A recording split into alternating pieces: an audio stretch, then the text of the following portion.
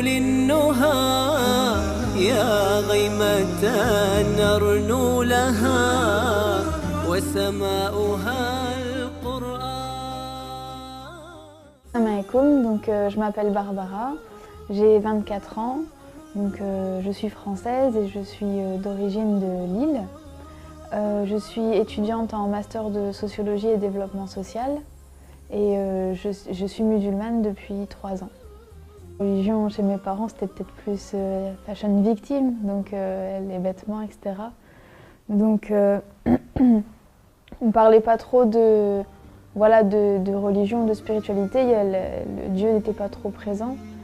Mais j'ai toujours eu un lien avec Dieu, sans forcément savoir ce que c'était, mais je sentais quelque chose. Et je sais que on peut avoir un contact avec Dieu parfois différent, et j'avais parfois le soir ce contact avec lui. Je m'étais dit, si un jour il y a forcément quelque chose de plus juste ou de plus vrai, et si un jour j'ai la chance de pouvoir toucher à ça,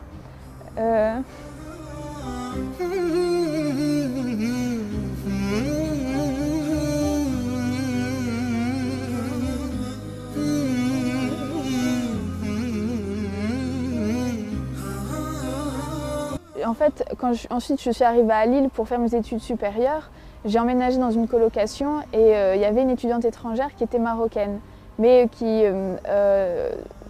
vivait pas l'islam, on n'en a jamais parlé, ça n'a jamais été un sujet de conversation. Elle vit vraiment de la manière occidentale, donc c'était absolument pas... donc j'ai pas connu à travers elle, mais une fois elle m'a dit je te propose d'aller chez mes parents au Maroc pendant 2 semaines, loger, donc nourri, et en tant qu'étudiant les billets sont pas chers, donc on est parti. Et c'est en partant là-bas que je me suis pris une claque et je me suis dit en fait j'ai rencontré autre chose, en fait, comme si on débarque sur une autre planète. Et quand je suis rentrée en France, je me suis dit maintenant il est temps que je me fasse ma propre opinion, mais parce que j'ai des préjugés, donc il faut que je puisse me faire ma propre opinion en ayant un regard, en ayant pris du recul. Mais ma démarche était vraiment par curiosité, uniquement par curiosité.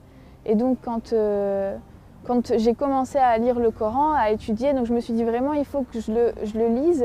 Et j'ai commencé à réécrire les versets en français. Et je me suis dit il faut vraiment que je prenne du recul et que je ne le lise pas avec mes préjugés, mais vraiment en essayant d'avoir un œil nouveau. Donc, et ça pendant 6 mois. Et j'ai surtout lu le Coran, en fait. Ça a été vraiment, j'ai vraiment essayé de lire et de comprendre. Et moi, je viens d'une culture chrétienne, catholique. Et dans la religion catholique, très tôt, il y avait beaucoup de choses que je ne trouvais pas cohérentes ou logiques, donc je m'en étais écartée. Et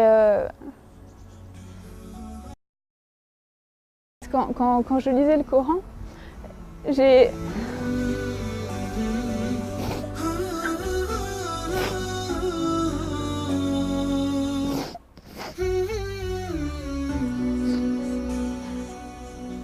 Je suis quelqu'un en général d'assez forte qui pleure très rarement, qui sait prendre les épreuves et même prendre les autres avec moi pour les aider.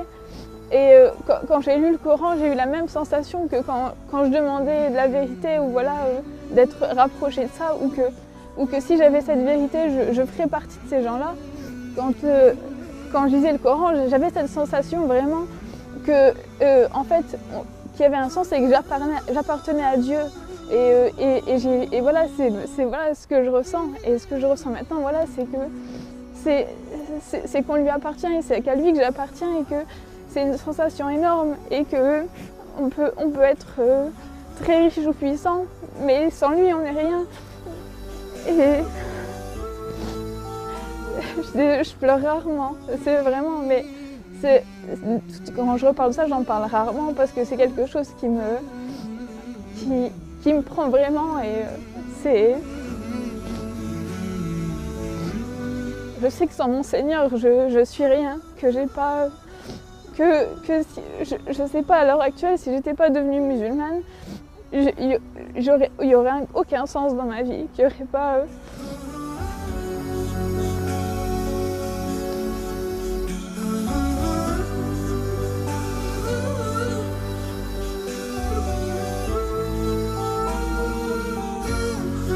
On peut...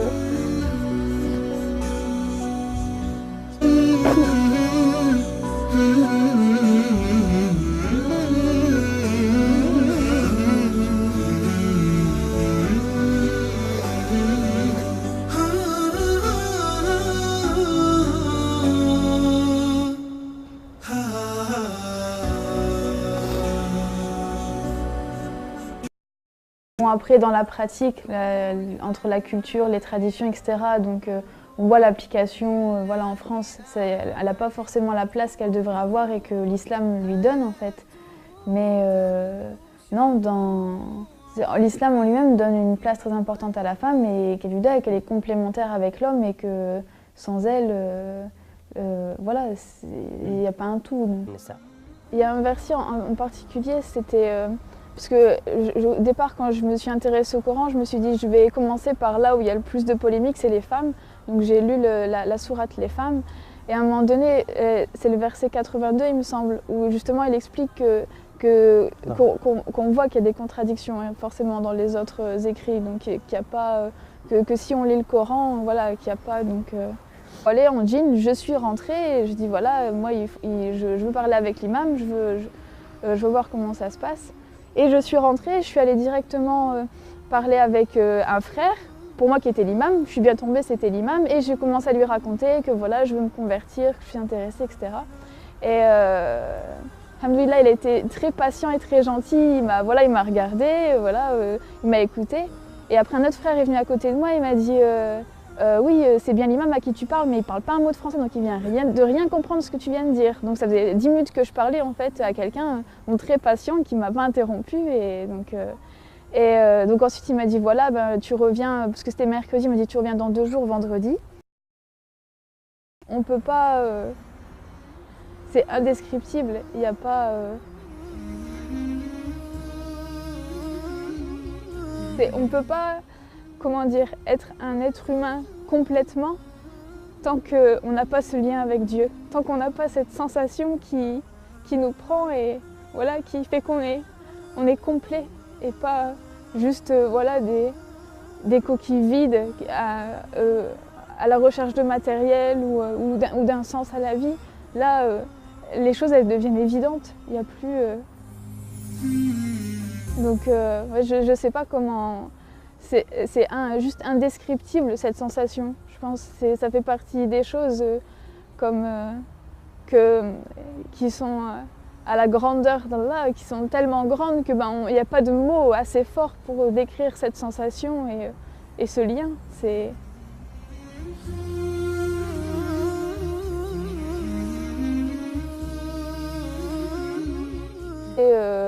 plus tard, donc voilà, 1 an après quand j'ai mis le foulard, où là on devient invisible parce que la norme en France c'est que personne ne met un foulard sur sa tête, donc forcément ça devient un signe religieux et donc qui est très mal perçu, surtout que voilà, c'est péjoratif, l'islam n'a pas une bonne image ici, donc ça a été surtout avec mes parents, donc la difficulté.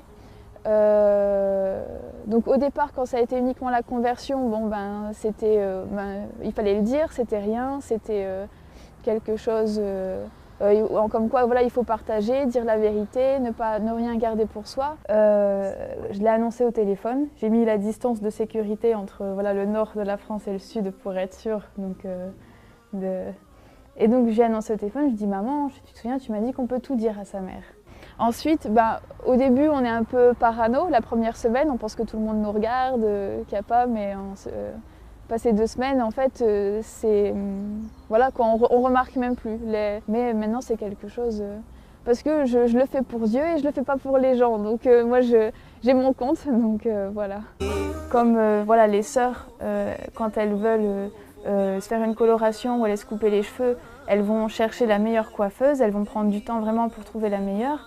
Donc quand on a une question de religion, voilà, pour soi ou quand on veut voilà, approfondir ses connaissances sur la religion, c'est auprès d'un imam ou auprès de professeurs qu'on va le faire parce que c'est encore plus important que sa coupe de cheveux ou tout le reste. Si on est dans un pays non musulman, c'est que c'est notre destin et c'est qu'on a un rôle à jouer là-dedans et qu'on n'a pas besoin de partir dans un des pays pseudo-musulmans, voilà, parce que c'est que si on est ici, c'est qu'on a un rôle à jouer en tant qu'ambassadeur de l'islam et que même si c'est difficile, que c'est une épreuve pour nous, c'est que je pense qu'en tant que musulman, avec ce qu'on sait, on est forcément plus responsable que n'importe quelle autre personne qui n'est pas musulman. Donc c'est une obligation pour nous, parce qu'en tant que musulman, on est censé vouloir le bien-être de tout le monde, de faire en sorte que les personnes puissent avoir accès justement à ce bien-être et à avoir accès à l'islam. Donc mon projet, ce serait de pouvoir avoir des livres à offrir aux nouvelles converties, donc de pouvoir faire des petits paquets en fait cadeaux, donc avec plusieurs livres qui seraient pour certains des outils pour commencer comme la Citadelle du musulman ou le Coran, et d'autres qui pourraient les aider à cheminer et à approfondir leurs connaissances. Donc par exemple Riyad el-Salihin, les 40 hadiths de Nawawi.